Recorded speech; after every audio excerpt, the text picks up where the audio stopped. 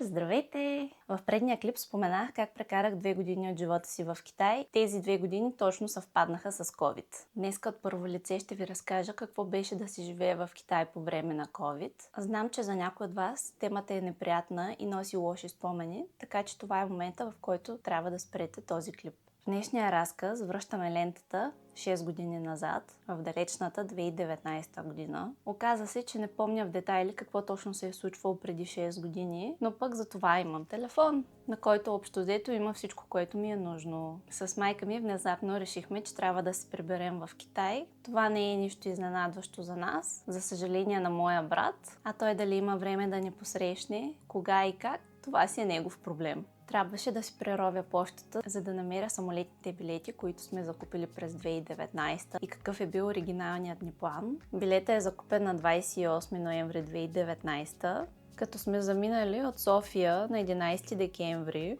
и е трябвало да се приберем в България на 27 февруари 2020 година и сме летяли с турските авиолинии. Ако паметта ми не ме лъже, се прибрахме на 20 и някой август 2021 година. Нямам точна информация, тъй като билетите бяха променени по телефона с агент на турските авиолинии в Китай. Така че ще го караме на спомени. Как изглеждаше началото на нашето посещение този път? Кацаме в Шанхай. Брат ми дойде да ни вземе от летището. Преди това посещение живеехме в Пекин, но поради промяна в работната локация на брат ми, той беше командирован в Ханчжоу. За някой от вас Ханчжоу е познат, за други не, но най-вероятно всички знаете Алиекспрес. Това е градът на централния офис на Алиекспрес. Разстоянието между Ханчжоу и Шанхай е около 200 км, като с кола е около 3 часа път. Първо премеждие. При напускане на Шанхай има пропусквателни пунктове, които на случайен принцип спират коли и ги проверяват. И разбира се, ние бяхме от тях. Типично по-балкански, аз и майка ми на задните седалки бяхме без кола. За добре дошли, всички бяхме глобени. Брат ми глобен като шофьор, като глобата беше около 7-8 евро на човек. Както и да е, нищо сериозно, поучителна история, носете си коланите дори да сте на задните седалки. Първите дни разгледахме квартала, в който живее брат ми, после забележителностите в града и така стигнахме до Коледа. Независимо къде сме, ние празнуваме. Бяхме направили баница с кори, които си носим от България и като истински балканци в куфарите ни винаги има алкохол, ракия, вино, цигари, суджук и луканка. Като суджука, луканката, кашкавала и сиренето са по-скоро за мене. Повечето китайци не са фенове на сиренето и на концепцията, че суджука и луканката са от сурово месо. Както и да е, повече за мен. Празнуваме Коледа и Нова година в Ханчжоу. Дали е между двата празника или след това ходихме и до Шанхай, обиколихме туристическите забележителности. Ядохме брутален шницел от свинско месо. Следващия път, когато ходя, ще се опитам да го намеря. И така, посрещнахме западните празници. Сега е ред на китайската Нова година. Един от най-важните празници за китайците. През 2020 китайската Нова година се е падала на 24-25 януари. Празника е семеен, но колегата на брат ми беше така добър да ни покани в неговия край, за да видим как го посрещат те. Факт е, че през последните години местното правителство е затегнало много мерките и в големите градове е забранено да се пускат фойерверки, пиратки и подобни, което е със замисъл към природата и животните, но от друга страна се губи магията и чарът на тези празници. Поради тази причина се съгласихме да отидем на гости на този колега. И като си говорим за гости, не си мислете, че е на 200-300 км. Пътят до неговия роден град беше 1600 км. И брат ми беше единствения шофьор в групичката. И всъщност това е и началото на моята COVID история. Щом Нова година се е падало да я посрещаме на 24 януари, това означава, че ние имахме план да останем общо 4-5 дена и с пътя да е било, да кажем 7 дена, което означава, че сме тръгнали някъде около 18 януари. И колата, която беше миниван, беше пълна с багаж, 3 кучета, тръгнали сме по път. Някъде на половината от пътя започна да излиза информация, че има заразени, че има някакъв вирус. И общо взето през тези 2 дни път, на почивните станции, на които спирахме, почна да се усеща едно напрежение. Брат ми беше казал да избягваме възможно най-много контакт с другите хора на почивната станция И също така по пътя си закупихме маски и дезинфектант. Между другото, пътя ни минаваше в близост до Ухан. Близост на няколко стотин километра, но бяхме в нея провинция. На 2/3 от пътя си взехме нощувка в хотел и на следващия ден в това градче решихме, че трябва да купим дезинфектанти и маски за всеки случай. Беше започнал лек спекул на цените, но по аптеките все още се намираха предпазни средства. И така, след 2 дена път стигнахме до градчето, посрещнахме новата година и по традиция на първия ден от новата година близки хора от семейството започват да си ходят на гости и да се поздравяват. Нашия план беше да останем още 2-3 дена, за да разгледаме какво има в региона. Намирахме се в китайската част на Монголия, но за съжаление не стигнахме до там. Още на първия или на втория ден от местната управа дойдоха хора и ни информираха, че вече няма да може да се излиза свободно и трябва да направят списък на хората, които са във всяко едно жилище.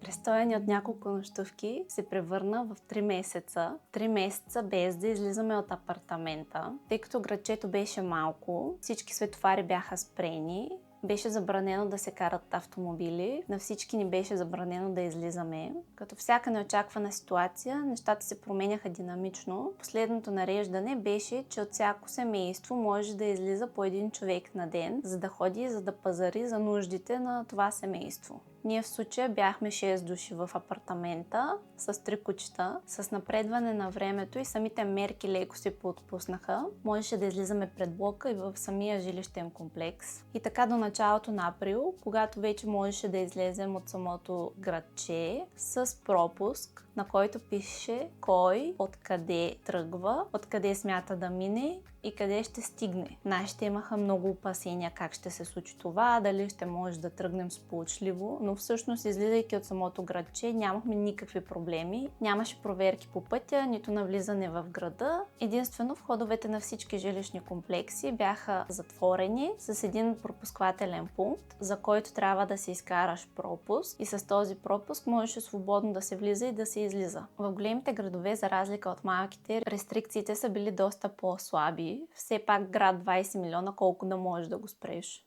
И така още около 6-7 месеца трябваше да показваме този пропуск, а когато ходим на публични места като молове, търговски центрове, трябваше да се сканира един QR код, за да може евентуално, ако се засече някой с симптоми на COVID, то всички, които са били в този период в близост или в района, също да бъдат карантинирани. След известно време започнаха и различни програми за вакциниране. Като брат ми се вакцинира, аз и майка ми по принцип имахме желание, но ни отказаха на няколко пъти, защото майка ми от дълги години не живее постоянно в Китай и не си е подновявала така наречената лична карта, а аз нямам такава. Тоест, двете пътуваме в Китай само с китайските си паспорти. И тъй като всичко е дигитализирано, за да може да си запишете час за ваксина и след като ви вакцинират да ви въведат в системата, е нужно да имате номер на личен документ, който в нашия случай беше единствено паспорта и номерът на този паспорт за тяхната система беше неприемлив. Следователно, ние няма как онлайн да си запишем час. Опитахме и с посещение на място, също неуспешно и така и се отказахме. Като цяло, първата година от COVID беше най-сложна. След това живота общо взето се нормализира, но ние нямаше как да се приберем до България, тъй като полетите, които имахме на Turkish Airlines бяха спрени, а ако трябваше да си закупим нови, то в този период сумите бяха небесни. Така че решението беше ясно, оставаме в Китай до напълно нормализиране на ситуацията. Става средата на 2020 година, получавам съобщение, турските авиолинии възобновяват полетите си до Китай, като ще започнат първо от Гуанчжоу. Гуанчжоу е на около 2 часа полет от града, в който ние живеем. Тези, които имаха закупени самолетни билети, могат да се свържат с техен агент в Китай и да бъдат презаверени. Между другото, оригиналните ни полети бяха до София, но турците бяха напълно гъвкави и ни смениха освен началната, така и крайната точка и се прибрахме директно във Варна. Преди да заминем, си изкарахме от болницата свидетелство, че не сме карали COVID и не сме заразени. Този документ ми беше поискан единствено на китайските летища, като след като се качихме на международния полет, в Турция имахме изчакване. Кацаме на летище Варна, Мисля, че все още имаше някакви COVID мерки. Излизаме от летището и никой не носеше маски в България. Малко културен шок, защото в полетите преди това бяхме през цялото време с маски. И така прибрахме се в България. Може би имаше 2 седмици, в които словореда ми беше толкова объркан, че звучах като българчетата, които израстват в чужбина и могат да говорят български, но се усеща, че имат акцент. Нещо интересно, за 2 години, които бях там, не съм се разболявала, не съм карала COVID и не сме срещали заразение с COVID. Ние се прибрахме август 2021, март 2022 бях заразена от COVID и карах 2 седмици карантина в къщи. Това беше моят разказ за живота ми в Китай по време на COVID. Ако и вие имате интересни истории, може да ги споделите с мен. Чао!